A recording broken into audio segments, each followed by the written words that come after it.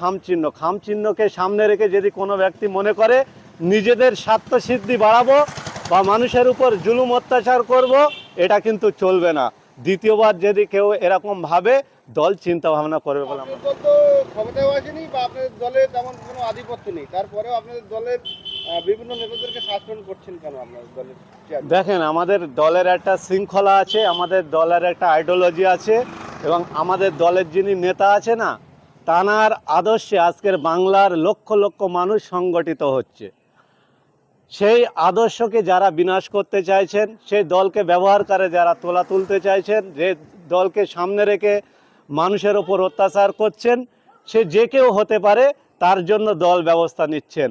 আপনারা সেটা সোশ্যাল মিডিয়ায় দেখবেন বা খোঁজখবর নেবেন। আপনার সোশ্যাল মিডিয়ার লোক, অবশ্যই আমাদের বিধায়কের কাছে আপনার প্রশ্ন থাকতেই পারে, সেই কার্যকলাপ তিনি করছেন। আমি এর পূর্বেও বলেছি, এখনও বলছি, দলটার নাম আইএসএফ, ঝান্ডাটার নাম হচ্ছে খামচিহ্ন। খামচিহ্নকে সামনে রেখে যদি কোনো ব্যক্তি মনে করে নিজেদের স্বার্থসিদ্ধি বাড়াবো বা মানুষের উপর জুলুম অত্যাচার করব, এটা কিন্তু চলবে না।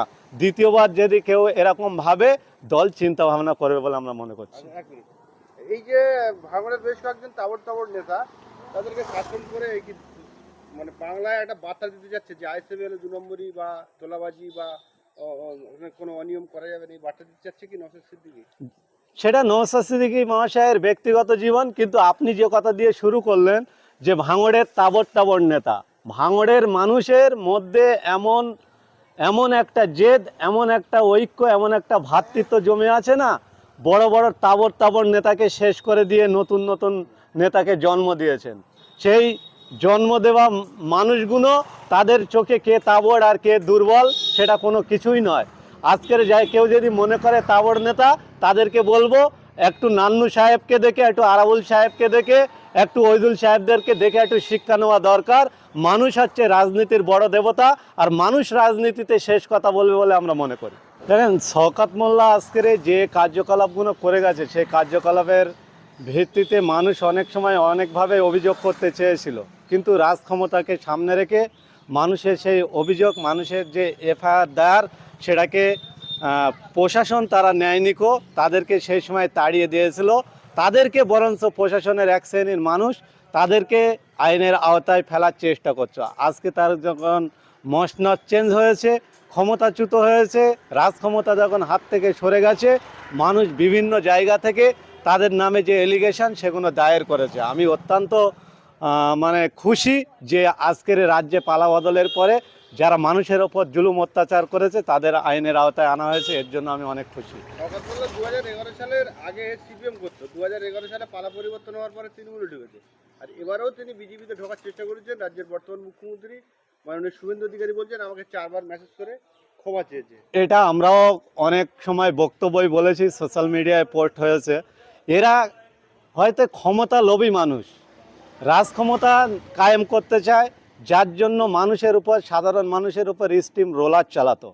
আজকে যেটা আমরা বলতাম, আজকে যিনি মুখ্যমন্ত্রী হয়েছেন তিনি স্বীকার করেছেন। কিন্তু একটা কথা বলি, শওকত মোল্লা যেরকম জার্সি চেঞ্জ করা ব্যক্তি না, যিনি এই কথা বলেছেন, এই রাজ্যের বর্তমান যিনি মুখ্যমন্ত্রী শুভেন্দু অধিকারী মহাশয়, তিনিও কিন্তু জার্সি চেঞ্জ করা ব্যক্তি। যাই হোক, ক্ষমতার মসনদ এমন তাদের লোভ ভিতরে ঢুকে আছে, তারা রাজক্ষমতা কায়েম করতে চায়। এই রাজক্ষমতা কায়েম করার জন্য যা যা করা প্রয়োজন সেটা তারা করত। এই ধরনের মানুষকে মানুষ নিন্দা জানিয়েছেন, অপসারণ করিয়েছেন। এর জন্য বাংলার মানুষ খুশি বলে আমরা মনে করছি। ভাঙড়ের মানুষের কার্যত ভয়ের কারণ হয়ে দাঁড়িয়েছিল এই শওকত মোল্লা। প্রত্যেকটা মানে বাচ্চা থেকে নিয়ে বয়স্ক, মা থেকে নিয়ে বোন, বৃদ্ধ থেকে নিয়ে মধ্যবয়স্ক, সবাই কিন্তু শওকত মোল্লার আতঙ্কে ভুগত। আজকে কিন্তু শওকত মোল্লার আতঙ্ক ভাঙড় থেকে সরে গিয়েছে। সেই জায়গায় ভাঙড়বাসী হিসেবে আপনারা কতটা খুশি? দেখেন, সর্বপ্রথম বলি, ভাঙড়ের মাটি হচ্ছে আন্দোলনের মাটি, ভাঙড়ের মাটি হচ্ছে সম্প্রীতির মাটি। এই ক্যানিং পূর্বে থেকে আসা, ক্যানিং পূর্বের প্রাক্তন বিধায়ক, তিনি ভাঙড়ের মাটিকে ক্যানিং পূর্ব করতে চেয়েছিল, যে ক্যানিং পূর্বে যারা মানুষ আতঙ্কে থাকে, তানার ভয়ে জড়সড় হয়ে যায়, ভাঙড়ের মাটিতে সেই কার্যকলাপ করেছিল। আমরা প্রথম থেকে এন্ড পর্যন্ত বলে এসেছিলাম যে এটা ভাঙড়ের মাটি, ভাঙড়ের মানুষকে লড়াই সংগ্রাম শেখাতে হয় না। শওকত মোল্লা সেটা হাড়ে হাড়ে টের পেয়েছে। যেদিন গণনা হয় এই ভাঙড়ের মানুষ শওকত মোল্লাকে গিয়ে বলেছিল যে কেমন লাগছে বাবু, এটা হচ্ছে ভাঙড়ের মাটি, সম্প্রীতির মাটি, এখানকার সম্প্রীতি যারা বিনাশ করতে এসেছে তারা ধ্বংস হয়ে গেছে। তাই ভাঙড়ের মানুষ তারা যোগ্য জবাব দিয়ে এই ক্যানিংয়ের হারমাদ এবং এর রাজ্যের একজন বিধানসভার অভ্যন্তরের একজন দুষ্কৃতী খুনি এমএলএকে সরিয়ে নূতন একটা মানুষকে নতুনত্বভাবে, যে বাংলার মানুষ সহ ভাঙড়ের মানুষের কথা বলছে, তাকে নূতন করে জায়গা করে দিয়েছে বলে আমরা মনে করছি। একটা যে তৃণমূলের দুর্নীতি করেছে, এদের দিনের আনন্দ পরিষ্কার। কয়লা চুরি, গরু চুরি, চাকরি চুরি, রেশন চুরি, সমস্ত জিনিস চুরি করেছে। এই যে জীবনতলা বাজারে ঘোরাচ্ছে, আমরা দেখছিলাম নিজের ডেরায়, যেটা বলতে সবসময় বাদশা, কি বলবেন এটা? দেখেন, জীবনতলা সহ ক্যানিং পূর্বের বেশ কয়েকজনা